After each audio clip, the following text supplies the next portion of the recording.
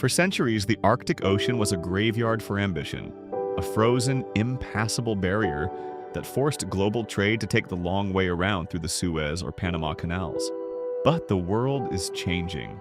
As the polar ice caps recede at an unprecedented rate, a new ocean is opening up, and with it, the greatest infrastructure race of the 21st century.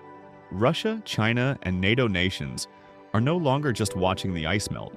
They are pouring hundreds of billions of dollars into the Arctic megaports race.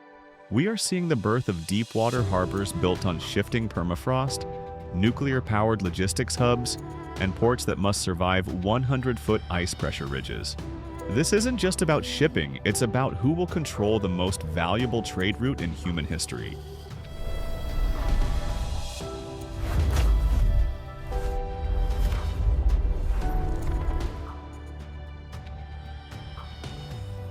If you want to see the front line of this race, you have to look at Sabetta. Located on the Yamal Peninsula in the Russian Arctic, Sabetta was a desolate stretch of tundra just a decade ago. Today, it is one of the most technologically advanced liquefied natural gas (LNG) ports on the planet. Building Sabetta required engineers to solve a fundamental paradox. How do you build a massive, heavy industrial port on ground that is 80% ice? The solution was a forest of steel. Engineers drove over 15,000 massive steel piles deep into the permafrost. These aren't ordinary pillars. They are thermosiphons that circulate refrigerant to keep the ground around them frozen year-round. If the ground thaws, the multi-billion-dollar LNG plant sinks.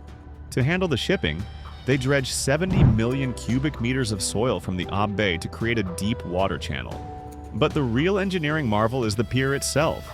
Designed to withstand the ice load, the immense horizontal pressure of shifting ice flows that can crush standard concrete like eggshells. Sabetta proved that with enough capital and specialized metallurgy, humanity can build a permanent industrial gateway in the most inhospitable climate on Earth. While Sabetta handles the gas, Murmansk is the brain of the Arctic's new logistics network. It is the only ice-free port in the Russian Arctic, thanks to the tail end of the Gulf Stream, and it is currently being transformed into a massive hub for Arctic transit. The goal is to move 110 million tons of cargo through this region by 2030. But a port is useless if the sea lanes leading to it are blocked. This is where the world's most powerful mobile infrastructure comes in, the nuclear-powered icebreaker fleet. At the Murmansk docks, you'll find the Arktika-class ships. These are nuclear-powered behemoths, capable of smashing through ice up to 3 meters thick at a continuous speed. These ships don't just cut the ice. They use their immense weight to climb on top of the ice sheet and crush it downward. By 2025, Russia has deployed a new generation of these vessels, the Project 22,220, which feature variable draft technology. This allows the same ship to work in the deep Arctic Ocean and then move into the shallow river estuaries to clear the way for cargo ships. These floating nuclear plants are the only reason the Northern Sea route is becoming a viable year-round competitor to the Suez Canal. The West is not sitting idly by. In northern Norway, the port of Kirkenes is being positioned as the Singapore of the North. As part of a broader NATO strategy, there are plans to turn this quiet town into a massive deep-water transshipment hub. The idea is for Chinese and Russian ice-class vessels to bring containers across the Arctic and offload them at Kirkenes onto standard, cheaper ships for the rest of the journey to Europe and America. However, building here isn't just about concrete. It's about military-grade resilience. These ports must double as naval strongholds.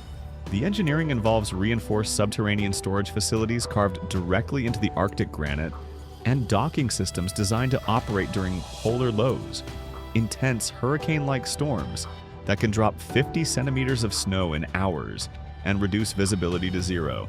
The challenge for NATO is interoperability, creating a network of ports across Norway, Iceland, and Greenland that can handle the massive 20,000 TEU container ships of the future while remaining defensible in a high-tension geopolitical environment.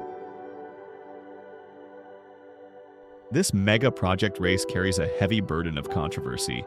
The Arctic is one of the last pristine ecosystems on the planet, and environmentalists warn that the mega-port race is a recipe for ecological collapse. The primary concern is black carbon. As thousands of massive ships begin using the Northern Sea Route, their exhaust deposits soot onto the white snow and ice. This soot absorbs sunlight rather than reflecting it, which drastically accelerates the melting of the very ice that opened the route in the first place. Furthermore, there is the catastrophic risk of an oil or chemical spill. In the Arctic's freezing, dark waters, oil doesn't break down. It gets trapped under the ice, making cleanup virtually impossible. Critics argue that the $100 billion being spent on these ports is disaster capitalism, profiting from the destruction of the environment by building the very infrastructure that will accelerate its demise. The controversy isn't just about biology, it's about the ethics of rewriting the world's trade map at the cost of the planet's cooling system. I understand you want to extend the concluding paragraph of the Arctic Megaports Race script, emphasizing the dramatic shift in global trade geography. The Arctic Megaports Race is the ultimate sign that the center of gravity for global trade is undergoing a seismic shift. We are moving away from a world defined by the bottlenecks of tropical canals and toward a world defined by polar gateways. These ports, built with self-freezing foundations, defended by nuclear-powered giants and carved out of solid ice, are more than just infrastructure.